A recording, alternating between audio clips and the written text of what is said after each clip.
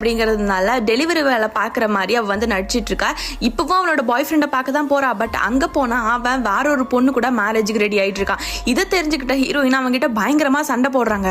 அப்போதான் ஹீரோ சொல்கிறான், எங்கள் அம்மாவுக்கு ஒன்று பிடிக்கலையாம்மா, அதனால தான் அப்படிங்கிற மாதிரி, இந்த காசை கொடுக்குறேன், இதை வச்சுட்டு இங்கிருந்து கிளம்பு அப்படிங்கிற மாதிரி சொல்லியிருப்பாங்க. ஹீரோயின் அந்த காசெல்லாம் தூக்கி வீசவும் அங்கேருந்து ஹீரோயினை அடித்து தரன்னு இழுத்துட்டு வந்து வெளியே தள்ளுறாங்க.